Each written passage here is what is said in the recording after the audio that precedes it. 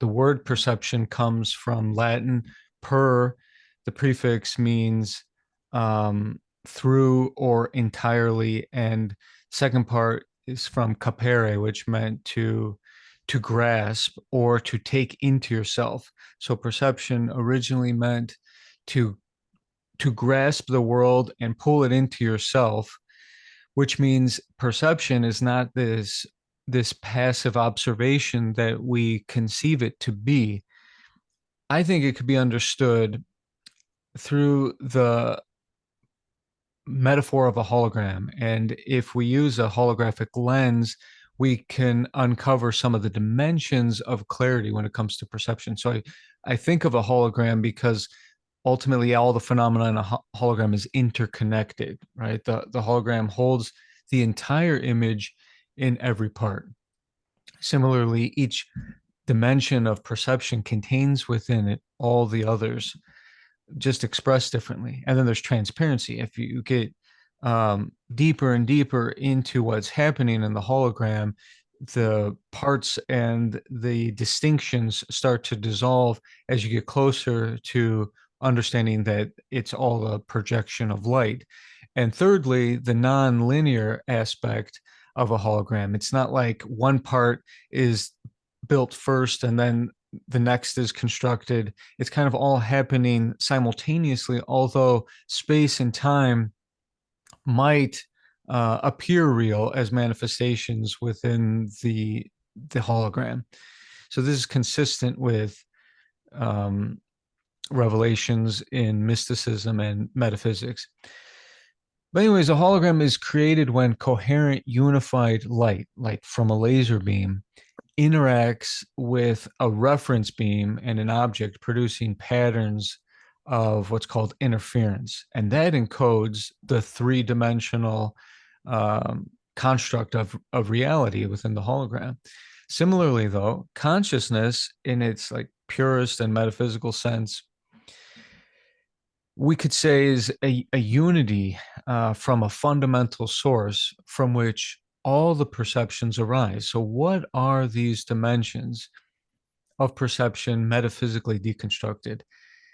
I think there's five aspects to this. One is illusion, two is projection, three is reflection, four is participation, and fifth is illumination. So, from illusion to illumination. And all the parts, as we'll see, are necessary or meaningful. So it's not about simply wrong perception and right perception as we deconstruct it. And it's not as simple as um, stage one to stage five, sort of like in the hologram. It's all happening simultaneously, more like layers of perception. The first one, illusion, means that perception has this veiling power. In Eastern mysticism or Indian philosophy, it's called Maya. The veiling power of perception is described in the ancient Upanishads as the metaphor of a rope and a snake. If there's dim light, a coiled rope could look like a snake. So that means a person cannot see what is really there, which is the rope. And this is what is meant by illusion. Other examples of illusion with our perception could be like solidity, that physical objects appear to be thoroughly solid and stable, yet modern physics tells us that when you go into the basic building blocks of matter, an atom, you find a nucleus and an electron or electrons orbiting the nucleus. And if we were to expand that to the scale of like Soldier Field in Chicago, it would be like a tennis ball in the center of the field with a grain of sand rotating around the perimeter.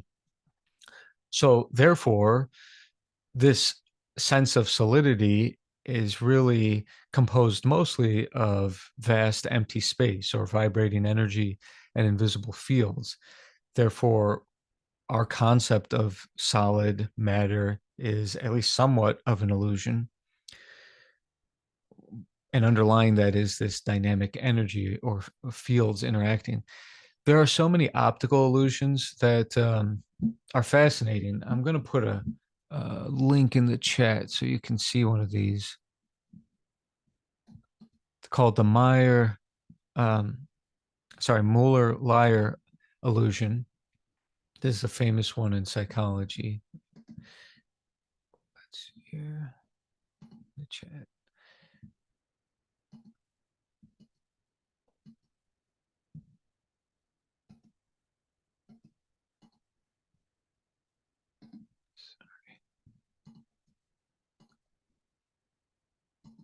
Okay, there it is.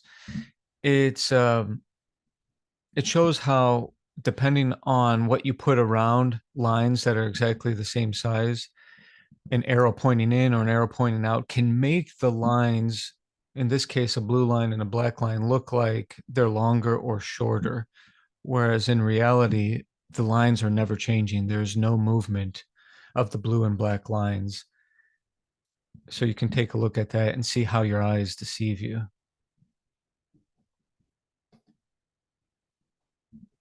Other illusions in terms of spirituality would be separateness. So in the hologram, there is the illusion of parts, that maybe there's buildings or cars that seem to be distinct from one another, but ultimately we know if we put our hand into it, there would be no parts. It would just go through the hologram, because the separateness is an illusion. It's a manifestation of one light.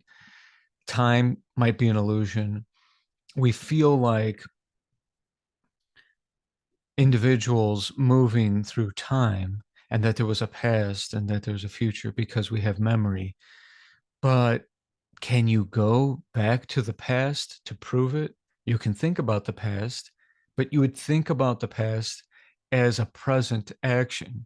You could look at a video or listen to music from recorded in the past, but that would be phenomena happening in the present. Cultural and collective illusions exist as well, like such as cultural identities, which are more like constellations, where we sort of arbitrarily draw a line around groups of people. It's never completely clear or absolute what makes a nation, and will it permanently be so, or an ethnicity, or a race or a religion. They're meaningful constructs, but just like the constellations don't really exist independent of perception framing certain stars to be meaningful. So that's the first one. Then we have projection. So coming back to the rope, the truth of a rope was veiled by perception, and that it could be a snake is the projection. There is no snake, but certainly if a person perceives it to be a snake, they might really be afraid of it, might really avoid it. Similarly, our psychology projects onto reality images, not necessarily like what we literally see with our eyes, but isn't it true that our inherent fear, or hidden desires, or our bias, or our insecurities, or our history of trauma projects onto the phenomena and the relationships and the dynamics that we perceive with our senses? For example, in personality disorders like borderline personality disorder, when when somebody experiences a routine separation, the person with BPD may perceive it as abandonment, because it's often preceded as a significant loss or separation in childhood, like a divorce, or painful death, trust and betrayal. If somebody has been had their heart broken by their trust being violated by somebody, isn't it conceivable that they could perceive suspicion where there is actual trustworthiness, and may even sabotage relationships because of the projection of their past betrayal? And this happens also at the cultural level. I mean, we project meaning into work, into money, into beliefs, cultural norms, cultural values, the definition of success, the definition of power. So much of what we think of as powerful, whether it's cultural or economic or military, these are all constructs, and the effect of them is real, but the construct is often a projection of the collective consciousness. Morality, rules, laws, these are often different group to group depending on the projection. Again, in psychology, you have a concept called placebo, which is the projection that this medicine is going to work on me. And because the psychological projection is so strong, scientists actually have to try to control the placebo effect and test for the placebo effect to try to determine how effective is the medicine actually. There are some wild and extreme examples of how profound the placebo effect is.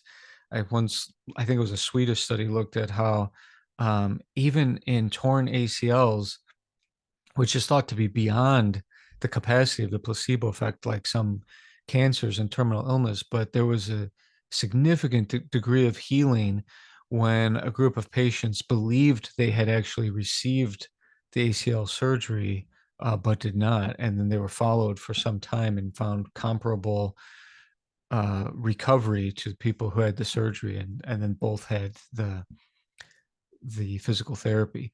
Nocebo would be kind of the opposite of this. When you do not believe that an intervention will work, it doesn't. This has been studied carefully with different types of pain medications where um, one group, one experimental group is told this medication is really going to relieve your pain. Another is told nothing. A third is told this isn't going to help you at all because it's not pain medication, and you see corresponding effects. The people that believe it get the most pain relief. The people that uh, don't believe anything about it receive some relief, but not as much as the placebo. And the nocebo shows that people get no relief if they didn't believe that the pain medication was pain medication that would help them. Our contemporary lifestyle is largely defined by money, status, consumerism, social conventions. And all this is indeed a type of collective projection which sustains the illusion in the first dimension. So these are all overlapping and layered. It's a shared, socially constructed narrative that we all live. And it's not very old. The modern social conventions are so new in the grand scheme of human history. They're not objectively or inherently real. They're human made agreements that we have to work, that we have to pay bills, that we only own or rent a certain amount of space. And you can't just go uh, hunt here or gather here or pick fruit here because of these constructs, which create a sense of reality. And we may become so immersed and identified with these roles that we play in society and the expectations imposed on us that we mistake them for absolute reality, again, reinforcing the illusions. But what if this didn't exist? Or what was it like before these conventions, before modern conventions? Wouldn't work itself just be self-explanatory, natural, and self-evident? So we would just be cooperating with nature throughout the course of the day. We wouldn't be so top-heavy, that's for sure. We would be much more immersed in the earth, because without the imposed societal meanings, a human being would just naturally engage in meaningful action, because there would be survival, there would still be community, there would be creativity, there would be learning and expression, not because of some external pressure or some societal reward or expectation. Sort of like how animals do work.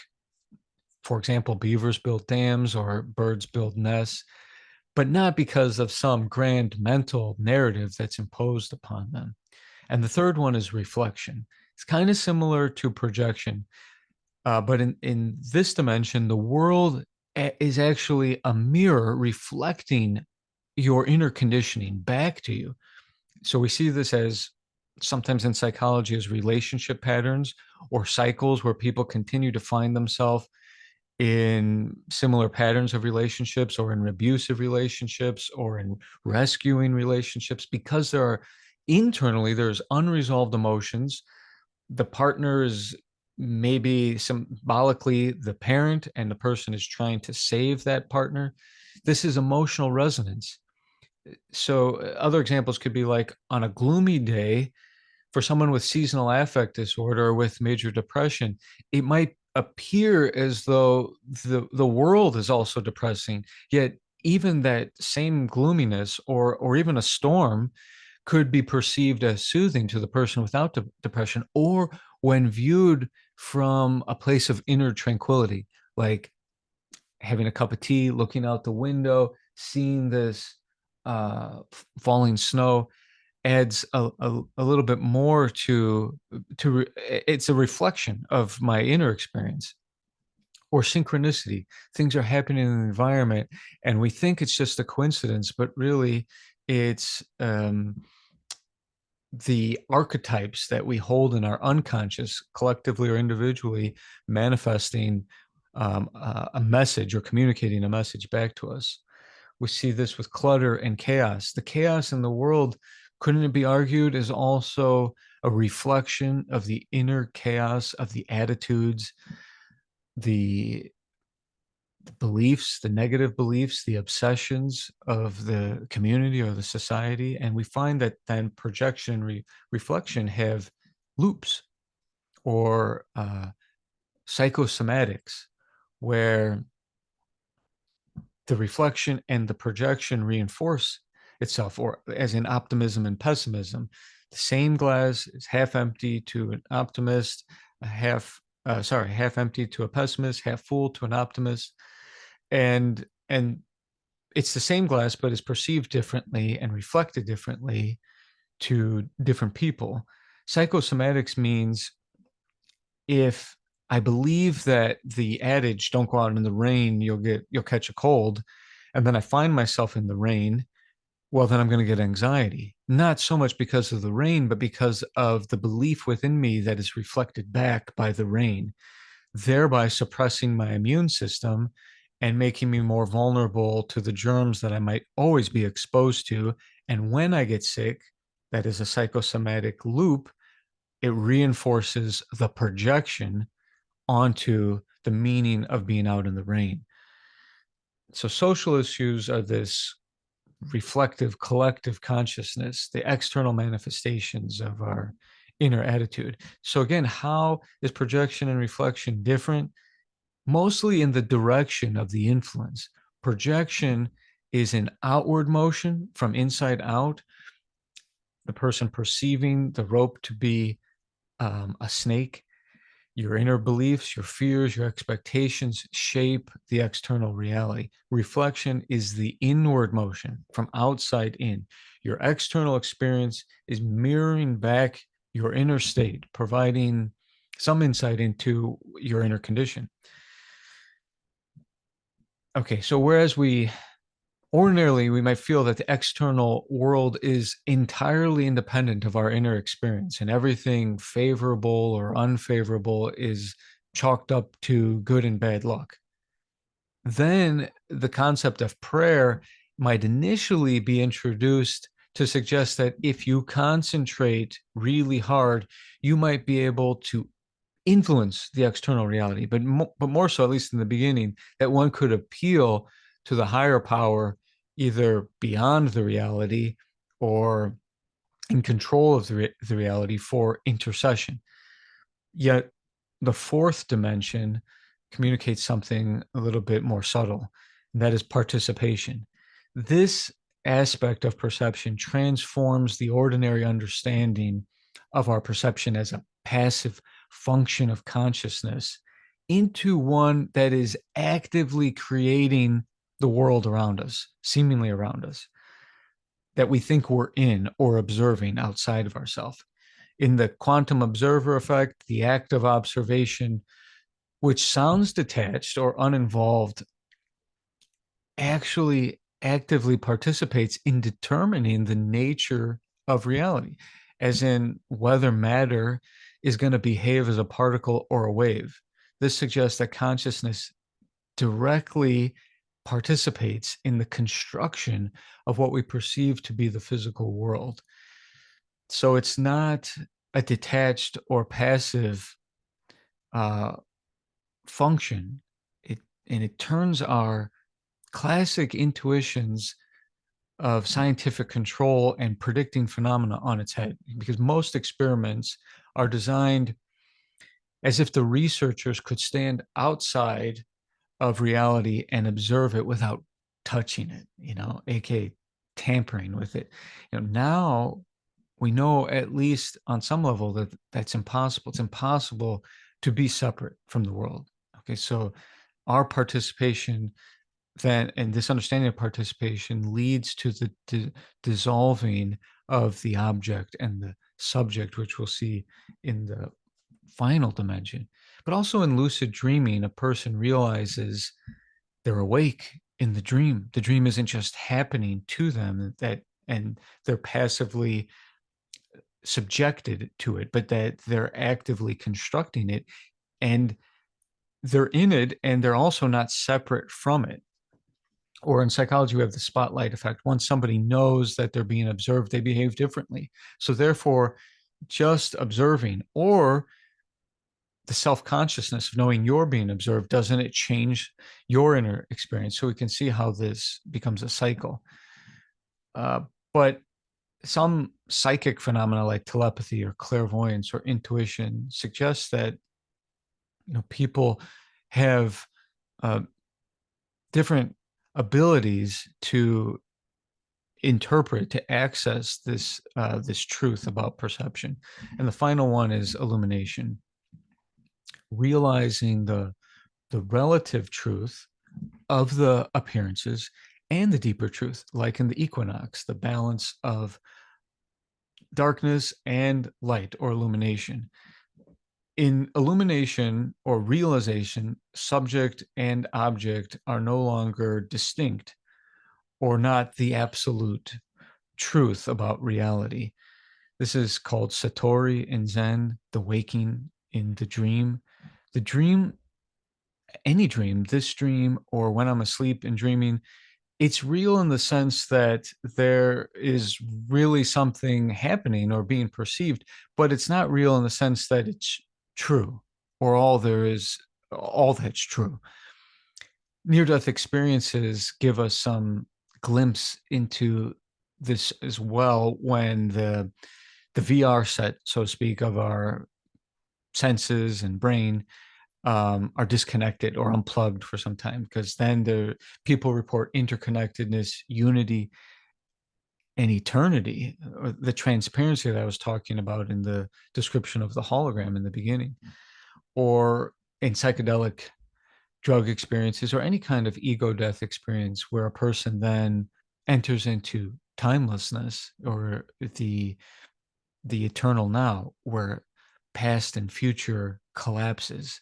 So this is called illumination. It could be called realization or unification, but I chose illumination because of the metaphor of the hologram and enlightenment, going to the luminous source of all experience, the one light that is producing the hologram or the theater.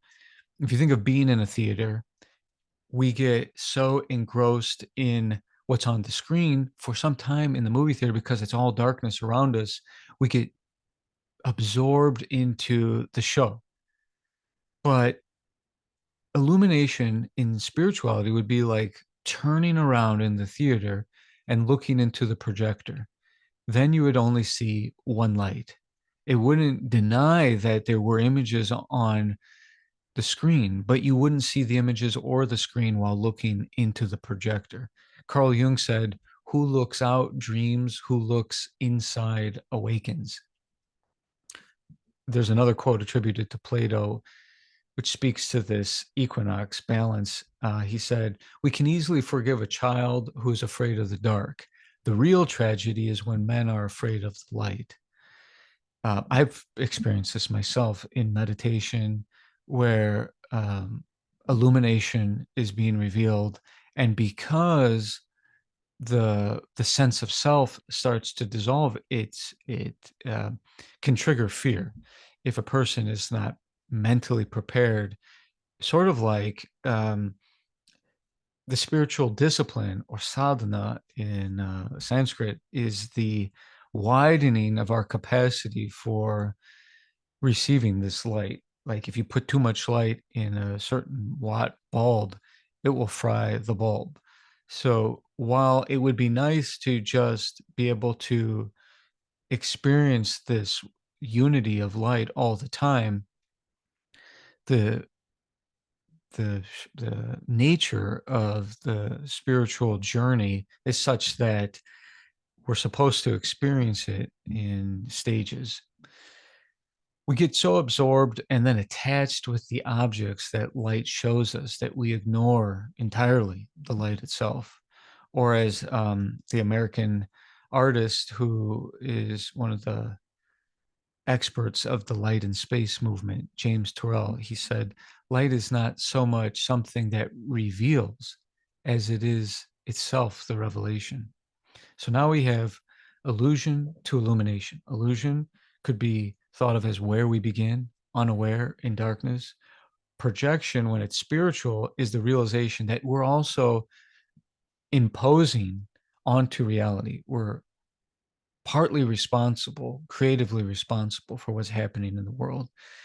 Reflection, when it's spiritual, is the deepening uh, contemplation or self-awareness and introspection. How is my experience? What is my experience saying about my inner condition? Participation, when it's spiritual, is the active and intentional co-creation. Knowing that we bear this responsibility, how do we want to pay attention? How do we want to show up? And illumination, ultimately awakening to the unification within the light of consciousness. I think another way to grasp this, the paradox of all this, is to again consider the dream. In a dream, one consciousness divides into many perspectives. You have the characters, the other situations, the places, the distance, the time. Each dream character may have their own ego and identity, yet upon awakening, we recognize that all those characters with their egos were simply projections of one dreaming consciousness. And again, in the hologram analogy, the consciousness dreaming or projecting multiplicity, the ego is simply the dream character, believing itself to be separate from the dreamer. But why? Why does it do this? What is the ego doing? Why is there an ego at all? Why isn't there just the illumination? There's a Sufi belief attributed to Ibn Arabi. God sleeps in the rock, dreams in the plant, stirs in the animal, and awakens in man. So the journey of spiritual awakening is the realization that the one, who we would call the one, the individual, was never truly separate from the perceived. The individual ego is revealed as merely a temporary illusion within the infinite. So, in short, you have the one, which is the ego or the individual self. It deepens when it becomes the observing self or the witness, and then it realizes when it merges with the universal consciousness or the source itself. Simply by asking, who is this one? What is the ego? Who am I? You can start to uncover the essential, profound paradox associated with metaphysical awakening. So you're not just observing the hologram, you are the hologram, or you are the light itself. And ego is not literally a separate part of consciousness. It is consciousness temporarily believing itself to be limited and separate. Or Alan Watts put it really beautifully, you're an aperture to which the universe is looking at and exploring itself.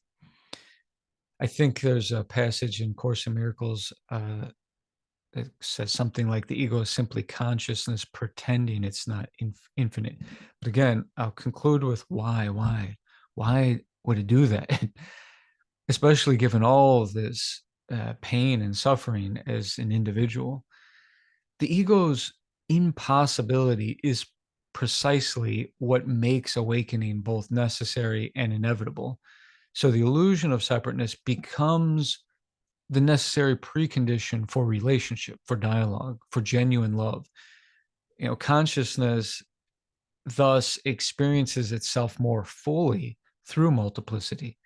And the temporary illusion of all the separate selves becomes essential to have intimacy or deeper intimacy.